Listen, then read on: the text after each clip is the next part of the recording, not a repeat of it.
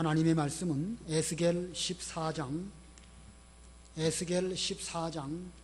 1절 말씀부터 마지막 절까지인데 부분적으로 봉독하도록 하겠습니다. 에스겔 14장 1절.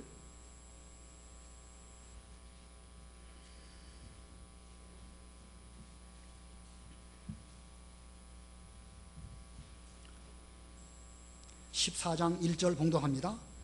이스라엘 장로 중에 몇 사람이 내게 오더니 내 앞에 앉았다. 그런데 여호와의 말씀이 내게 임하셨다. 인자야, 이 사람들이 자기 우상들을 자기들 마음에 들여와 자기들의 얼굴 앞에 죄악의 기회로 삼았으니 내게 묻기를 내가 조금인들 용납하겠느냐? 그러므로 내가 그들에게 말하고 그들에게 일러 주어라. 주 여호와가 이같이 말한다. 누구든지 이스라엘 족속 중에 우상들을 자기 마음에 들여와 자기 얼굴 앞에 죄악의 기회로 삼으면서 선지자에게 오는 자는 나 여호와가 그의 우상의 숫자대로 그에게 친히 응답하겠다. 그들이 다 자기들의 우상들 때문에 내게서 멀어졌으므로 이는 내가 이스라엘 족속의 마음을 사로잡으려는 것이다. 좀 지나가서 12절부터 보겠습니다. 12절. 여호와의 말씀이 내게 임하셨다. 인자야, 만약 어떤 나라가 신실하지 못하여 내게 죄를 지어 내가 내 손을 그에게 뻗어 그의 의뢰하는 양식을 끊어버리고 그에게 기근을 보내 거기서 사람과 짐승을 끊어버린다면 노아, 다니엘, 욥 이 세 사람이 그 나라 가운데 있다 하더라도 그들은 자기 공의로 간신히 자기 목숨만 건질 것이다. 주 여호와의 말이다. 혹은 내가 사나운 짐승들로 그 땅을 지나다니게 하여 그 땅이 황폐해져 아무도 그 짐승들 때문에 지나다니지 못하게 된다면 내가 내 삶을 두고 맹세하니 이 세 사람이 그 나라 가운데 있어도 그들은 아들들이나 딸들을 건지지 못하고 자기 자신만 건질 것이며 그 땅은 황폐하게 될 것이다. 주 여호와의 말이다. 좀 더 지나가서 21절 보겠습니다.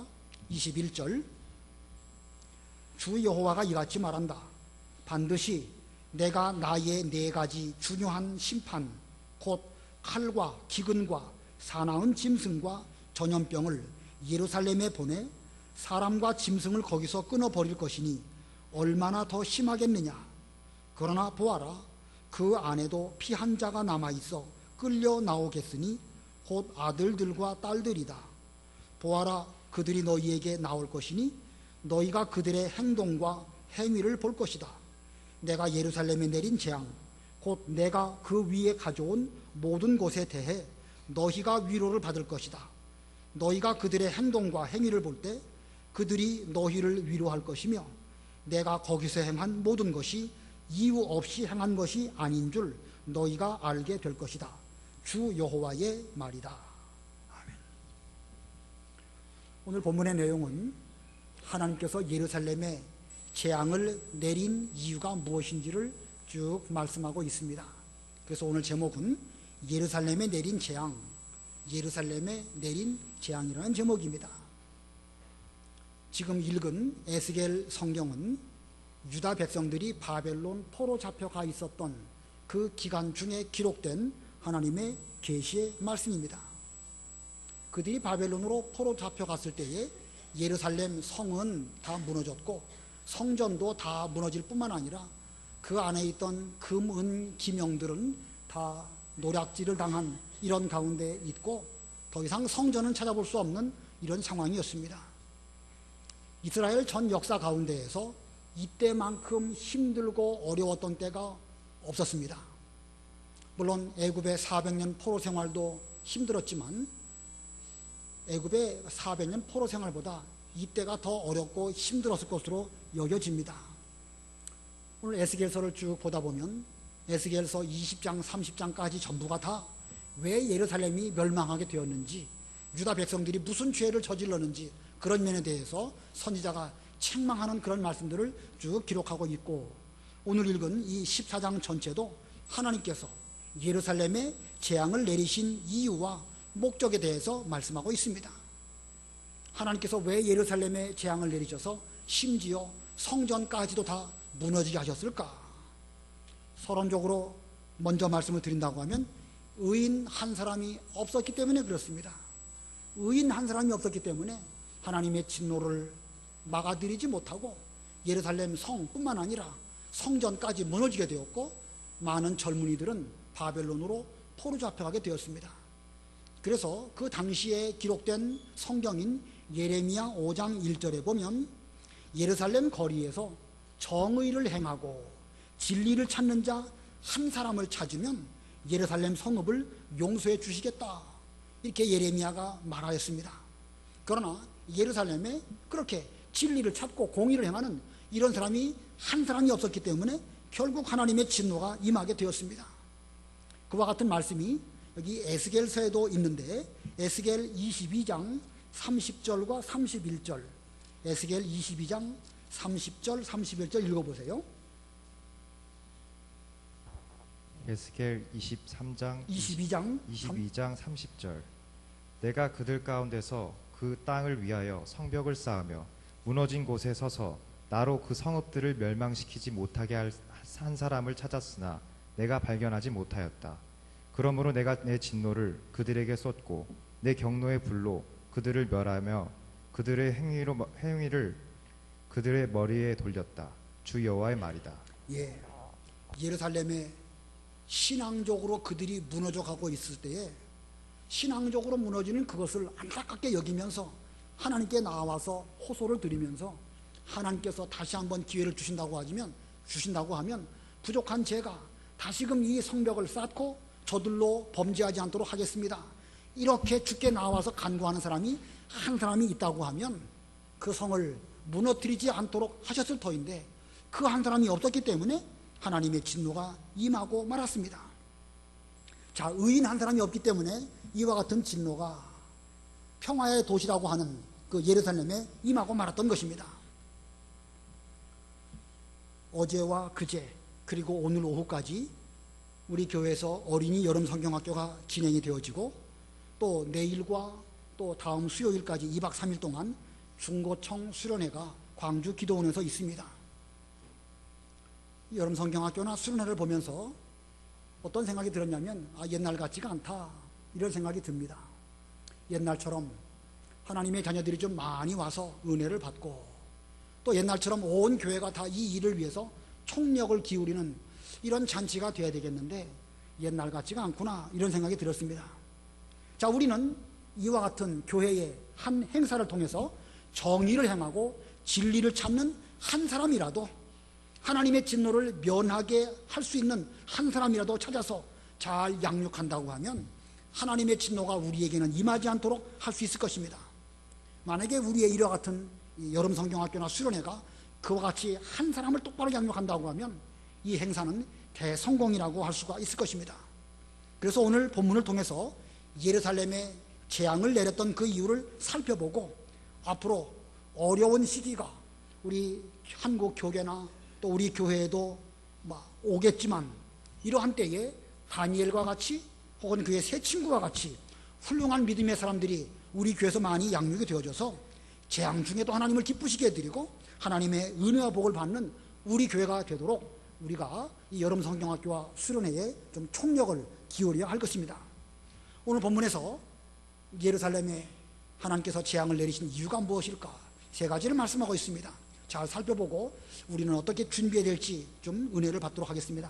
첫 번째, 예루살렘에 재앙을 내리신 이유의 첫 번째, 마음속에 자기 우상들 때문입니다.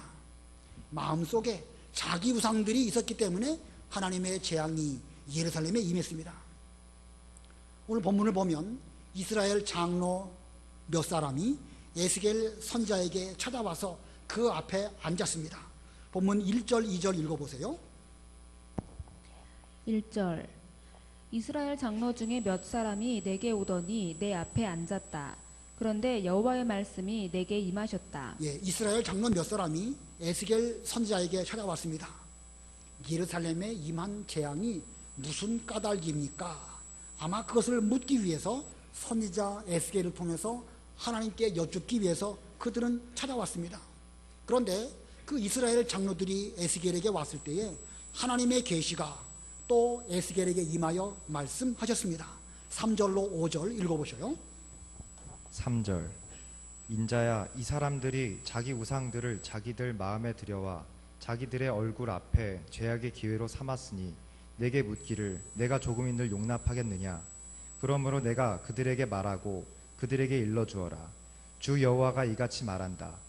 누구든지 이스라엘 족속 중에 우상들을 자기 마음에 들여와 자기 얼굴 앞에 죄악의 기회로 삼으면서 선지자에게 오는 자는 나 여호와가 그의 우상의 숫자대로 그에게 친히 응답하겠다. 그들이 다 자기들의 우상들 때문에 내게서 멀어졌으므로 이는 내가 이스라엘 족속의 마음을 사로잡으려는 것이다. 예, 그 장로들이 에스겔 선지자에게 왔는데 하나님께서는 그들에게 응답하시기도 싫다는 것입니다. 직접 그들에게 말하기도 싫다는 것입니다. 그래서 3절 끝에 뭐라고 그러냐면 내게 묻기를 내가 조금인들 용납하겠느냐. 자기 우상들을 자기들 마음속에 들여와서 자기들의 얼굴 앞에 죄악을 지금 짓고 있는데 저들에게 대해서 하나님이신 이 아버지께서 저들에게 대해서 너희들이 이만해가지고 죄를 지었다. 그래서 내가 재앙을 내렸다. 이렇게 말하기조차도 싫다는 것입니다. 왜요? 그들의 마음속에 자기 우상을 마음에 들여놓았기 때문에 하나님께서는 그들에 대해서 말하기도 싫다는 것입니다. 그래서 에스겔 선지자에게 말씀하시기를 내가 하나님 대신 저들에게 말해주어라. 마음속에 자기 우상을 두고서도 아닌 척하면서 하나님께 나와서 무슨 하나님께 기도하고 은혜를 받고 무슨 지도를 받으려고 하지만 그 마음속에 있는 그 우상의 숫자대로 내가 그들에게 응답해 주겠다. 이것이 하나님의 뜻이다. 이렇게 주께서 에스겔에게 말씀하셨습니다. 무엇으로 응답하신다는 것인가? 재앙으로 응답하신다는 것입니다. 그들의 마음속에 자기 우상을 두고 있는데 그 우상의 숫자만큼 하나님의 재앙이 저들에게 임하게 될 것을 하나님께서 말씀하셨습니다. 자, 이 마음속에 자기 우상 때문에 예루살렘에 재앙이 내렸다고 말씀하셨는데 이 자기 우상이란 게 무엇일까? 유다 백성들이 무슨 눈에 보이는 우상을 만들어 놓고 그 앞에 음식을 차려놓고 절하거나 그렇게 섬기지는 않았습니다.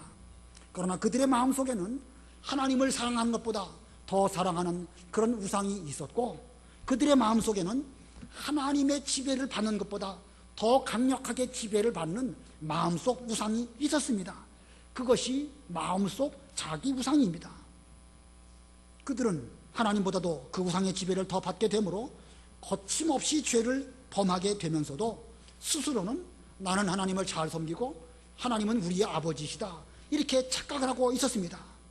착각을 하고 있었기 때문에 하나님의 말씀도 그들에게는 들리지 않고 착각하고 있으니까 양심도 화인 맞아가지고 무용지물이 되었던 것입니다.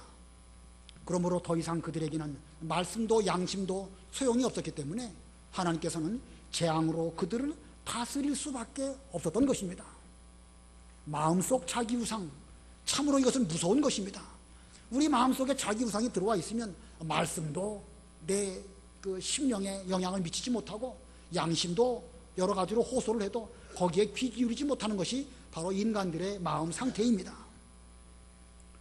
오늘날 우리에게는 마음속 자기 우상이 무엇일까? 여러분에게 있는 마음속 자기 우상 없으면 참 좋겠지만 불가피하게 있다고 한다면 마음속 자기 우상은 무엇일까? 몇 가지를 꼽는다고 하면 제일 먼저는 돈일 것입니다. 요즘에 두 번째로 꼽는다고 하면 쾌락입니다. 세 번째로 꼽는다고 하면 교육, 자녀나 자녀 교육이 또 세 번째의 자기 우상입니다. 자, 맞는 것 같으지요? 은근히 보면 우리들은 하나님을 섬기면서 하나님의 백성이요 주일날마다 교회 나와가지고 예배를 드리고 있지만 그러나 우리들은 저를 포함해서 하나님보다 돈, 쾌락, 자녀와 자녀 교육에 더 많이 지배를 받고 그것들을 사랑하는 가운데 있습니다.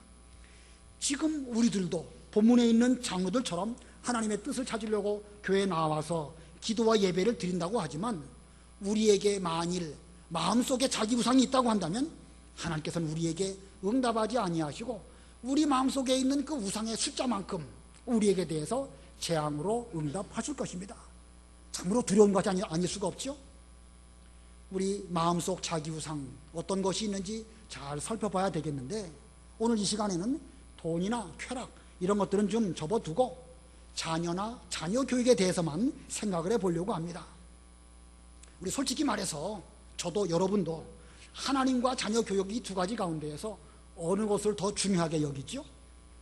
하나님과 자녀 교육 어느 것이 더 중요하다고 여기십니까? 하나님을 바로 섬기기 위해서 교육을 행하십니까? 아니면 교육을 잘하기 위해서 하나님을 잘 섬겨라 이렇게 말씀하고 있습니까?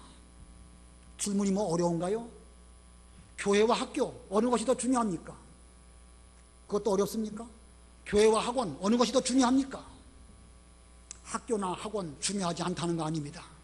우리 이 가운데서도 학교 선생님들도 계시고 또 학원을 통해서 학생들을 지도하시는 분들도 많이 계실 것입니다. 다 중요합니다. 공부 열심히 해야 되겠고, 공부 열심히 해야 우리 자녀들이 나중에 훌륭한 사람들이 되는 것이지요. 그러나 사람의 인격은 하나님을 먼저 똑바로 섬기는 데에서부터 올바른 첫걸음이 시작되어지는 것입니다. 하나님을 섬기는 것에서부터 근본이 틀어지게 되면 그 위에 아무리 많은 지식과 아무리 많은 학문을 쌓아놓는다 할지라도 결국은 불안할 수밖에 없습니다.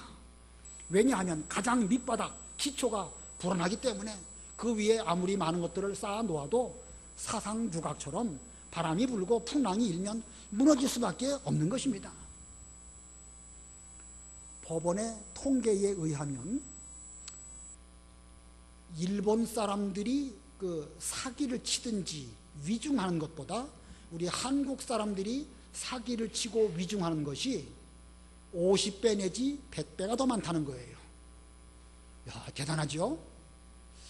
참 우리는 일본 사람들하고는 왜 잘 안 어울려지는지 참 이해가 안 됩니다. 그 아베 총리 하는 거 보면 그렇게 미울 수가 없어요. 정말 밉습니다. 그런데 일본과 한국 사람들 성향을 법원의 통계로 비교해 볼 때에 사기를 치든지 위증을 하는 그 빈도를 비교해 볼 때에 일본 사람이 한 사람이 나온다고 하면 한국 사람들은 50에서 100명이 있다는 거예요. 그만큼 사기 잘 치고 그만큼 거짓말을 잘한다는 것이죠. 어떤 것이 원인일까요? 뭐 어느 것을 딱 꼬집어서 말하기는 쉽지 않습니다. 그러나 우리의 교육적인 면에서 생각해 본다고 하면 학교 교육에서 요령만 배우기 때문에 그렇습니다.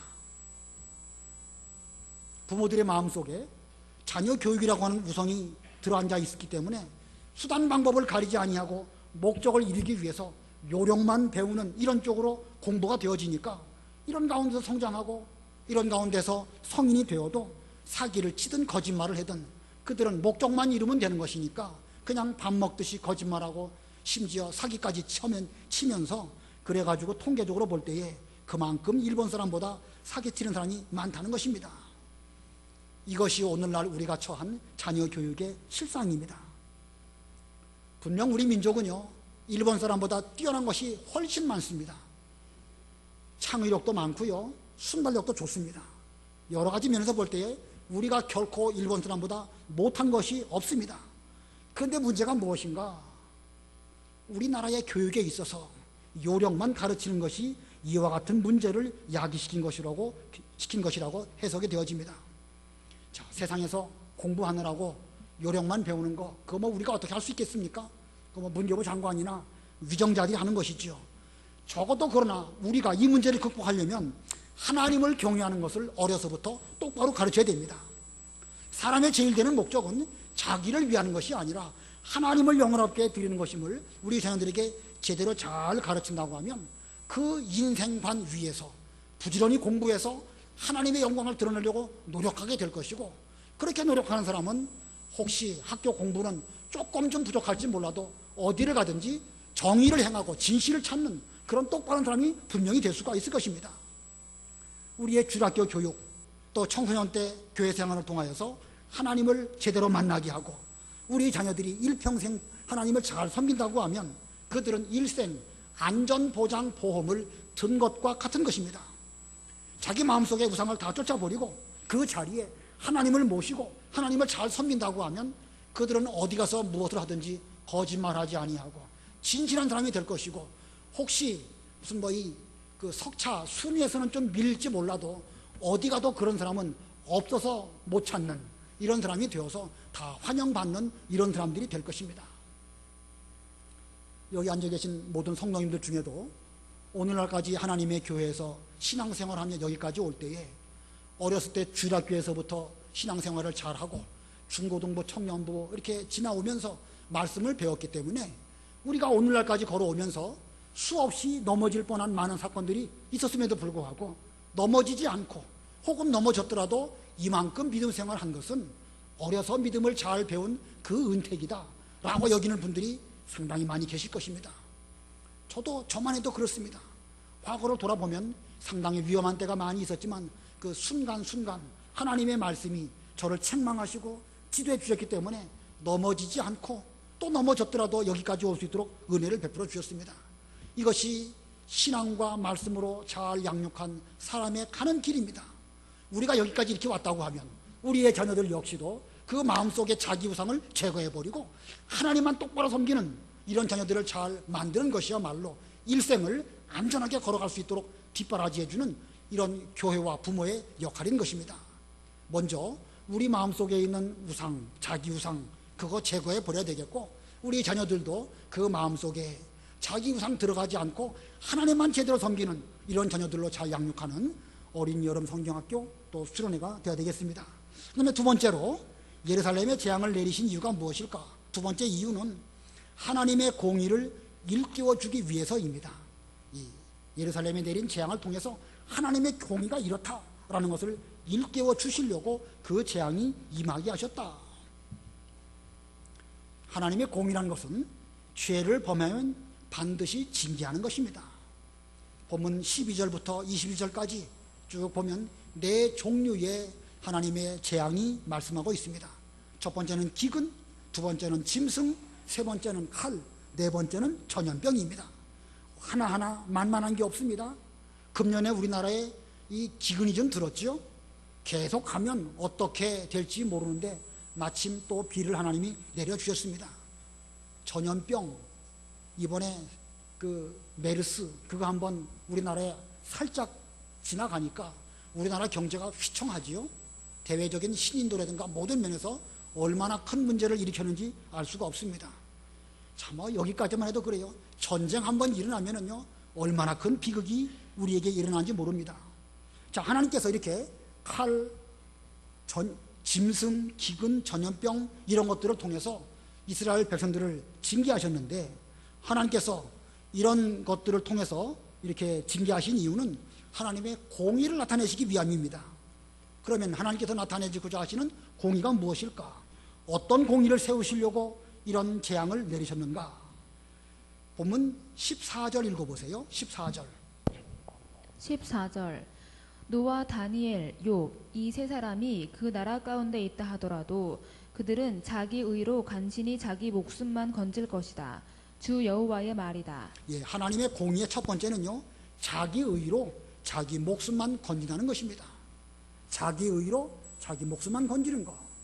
내가 부지런히 믿음을 지켜서 노아, 다니엘, 욥과 같은 그런 신앙이 되었다 할지라도 그들은 자기 의로 자기만 구원받는 것이지 다른 사람을 그 자기 의로 빌려주든지 차용증을 써준다든지 그래가지고 대신 구해줄 수 없다는 것입니다. 그래서 하나님의 공의는 무엇이냐? 자기 의로 자기 목숨만 건지는 것. 이것이 하나님의 공의의 첫 번째고 또 두 번째 공의는 16절에 있습니다. 16절 읽어보셔요. 16절 내가 내 삶을 두고 맹세하니 이 세 사람이 그 나라 가운데 있어도 그들은 아들들이나 딸들을 건지지 못하고 자기 자신만 건질 것이며 그 땅은 황폐하게 될 것이다. 주 여호와의 말이다. 예, 하나님의 재앙이 임하게 될 때에 노아, 다니엘, 욥 그 세 사람이 그 나라 가운데 있다 할지라도 그들은 아들들이나 딸들을 건지지 못하고 자기 자신만 건질 것이다. 여기 16절에 나타난 하나님의 공의의 두 번째는 의인의 자녀라도 범죄하면 하나님의 징계를 피할 수 없다는 것입니다. 의인의 자녀라도 범죄하면 방법이 없는 것입니다. 부모가 아무리 신앙생활을 잘한다 하더라도 그 효력이 자녀에게 내려가는 것은 결코 아닙니다.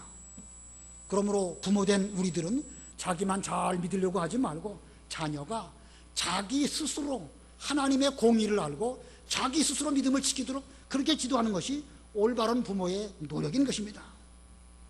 성경에 보면 삼손이나 사무엘이나 또 세례 요한이나 다 그 복중에서부터 그 어머니의 위대한 신앙의 영향을 받아가지고 그들이 나중에 출생하고 그 이후에는 커서 위대한 하나님의 선지자들이 다 되었는데, 그들이 어떻게 해서 그렇게 위대한 선지자가 될 수 있었는가?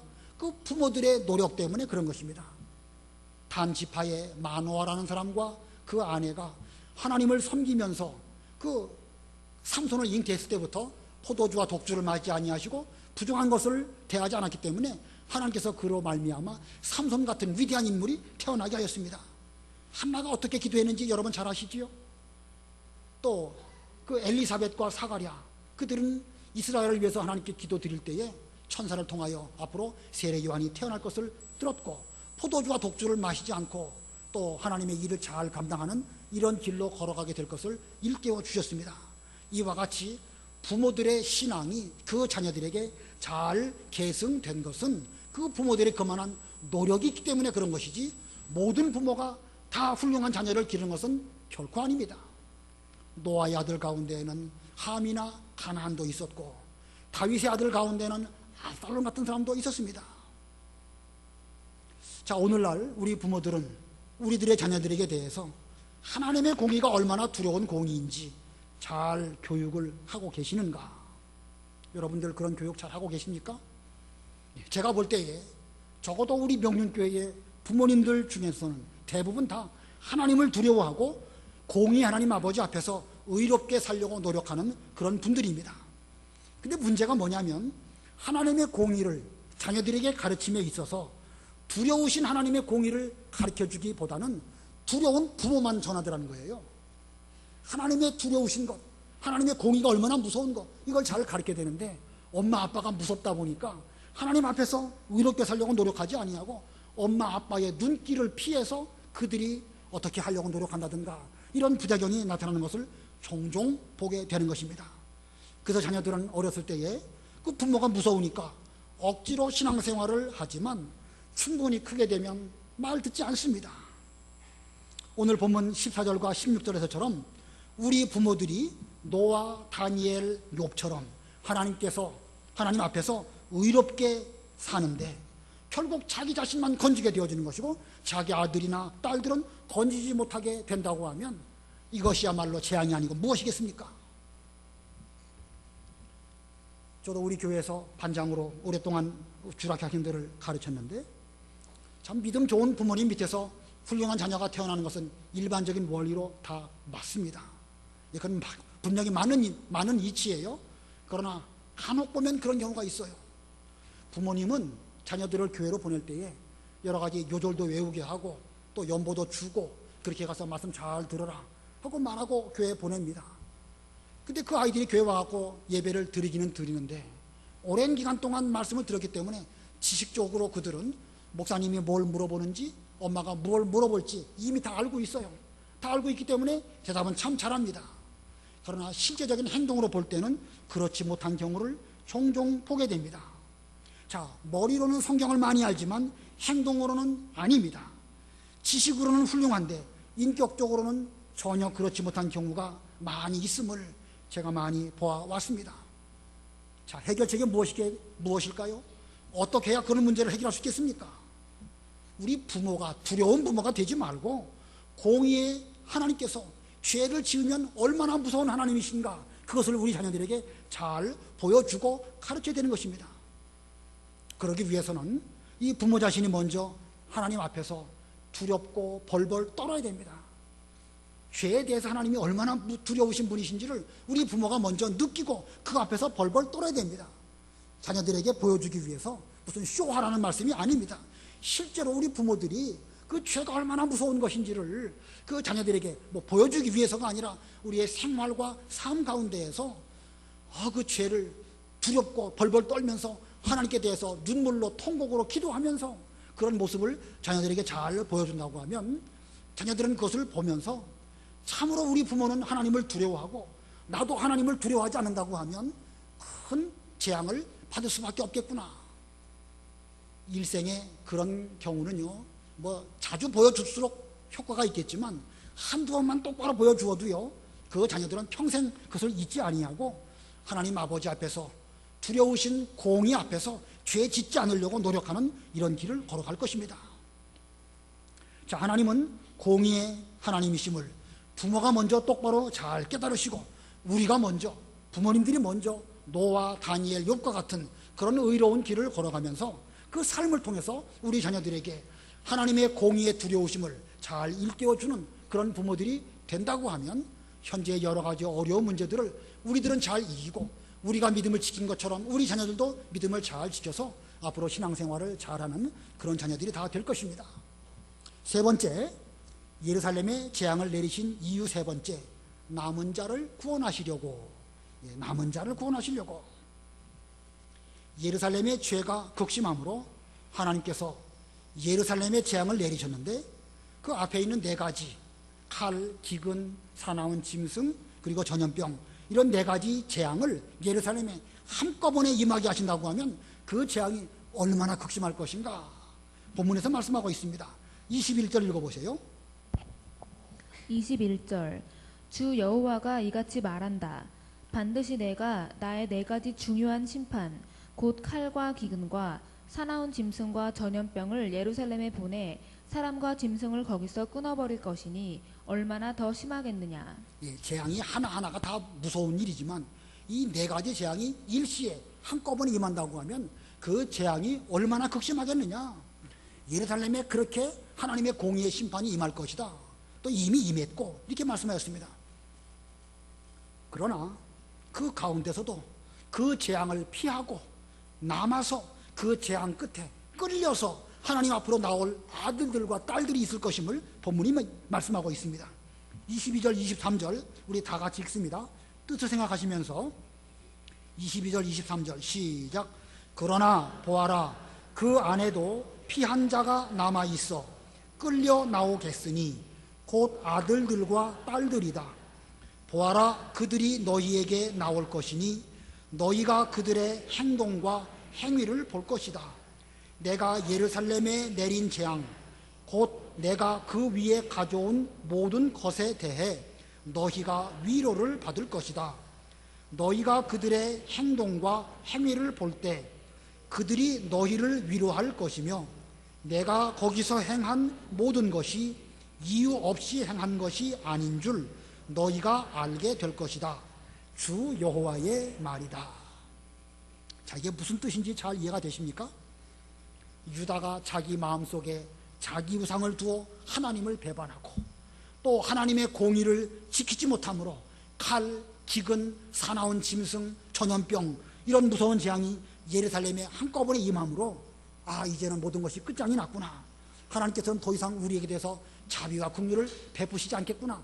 이렇게 포기할 수밖에 없는 그런 상황이 된다 할지라도 그러나 하나님께서는 그 재앙을 통해서 재앙 당하는 중에도 남은 자를 남겨두시고 그들을 구원하시려고 이와 같은 재앙을 내리셨구나라는 사실을 너희들이 알게 될 것이다.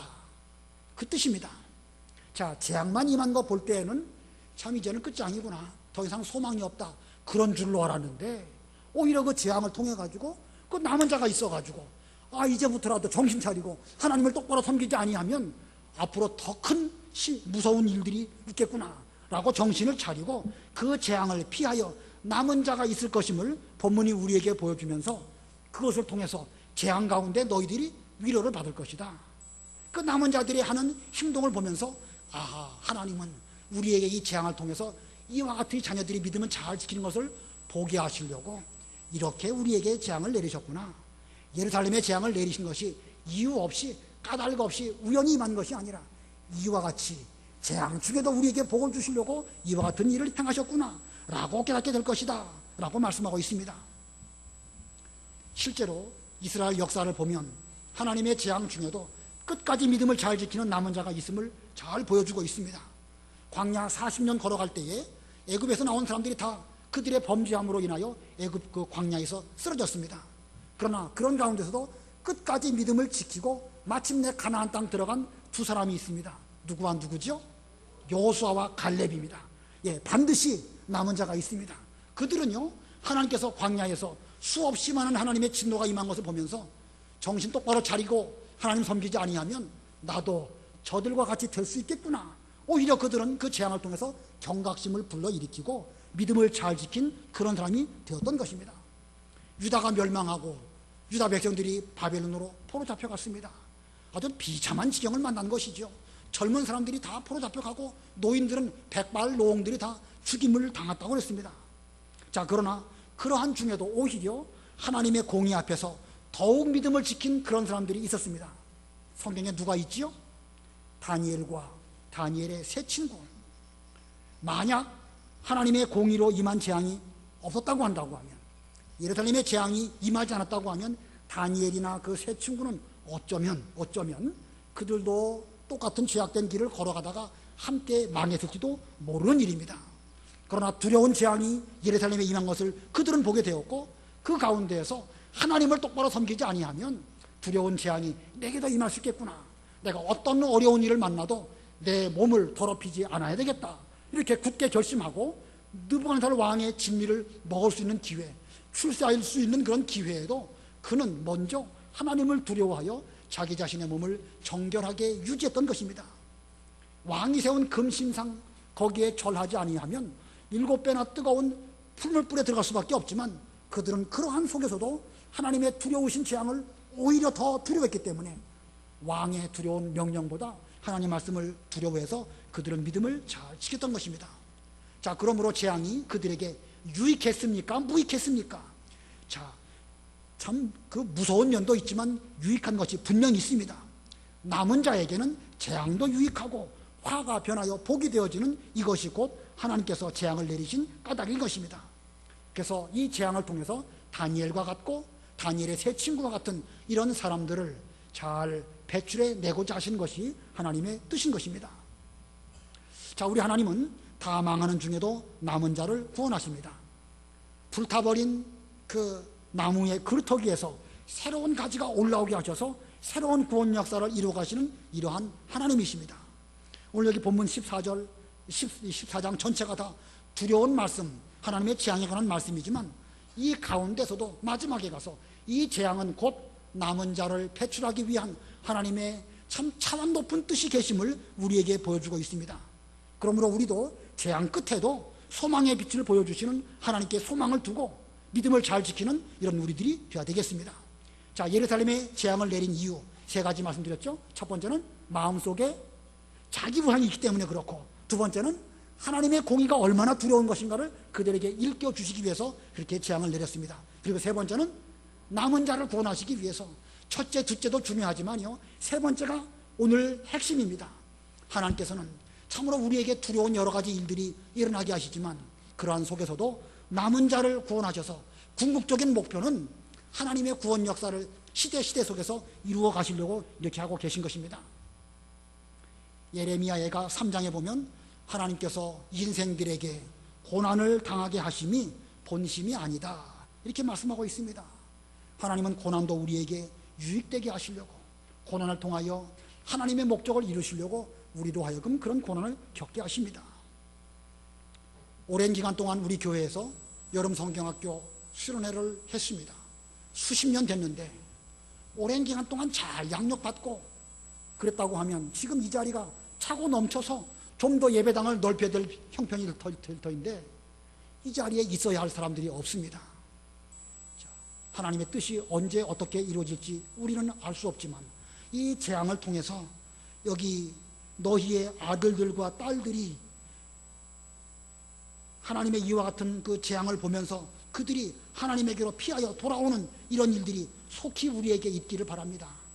우리와 함께 은혜 받고 우리와 함께 성장하고 우리의 아들과 딸들이 지금 어디 가서 무엇을 하고 있는지 생각해 보면, 이 하나님께서 우리로 하여금 이와 같은 여러 가지 어려운 일들을 겪게 하시는 것이 무슨 목적이신지 분명하게 우리는 알 수 없지만, 그러나 오늘 이 성경 말씀대로 때가 되면 하나님께서 우리의 아들들과 딸들을 이제 억지로라도 끌려서 이 자리로 나와서 하나님을 똑바로 섬기지 아니하면 참으로 두려운 재앙이 내게도 임할 것이구나 라고 생각하고, 이렇게 신앙생활 잘하는 우리 아들들이 좀 속히 많이 오기를 바랍니다.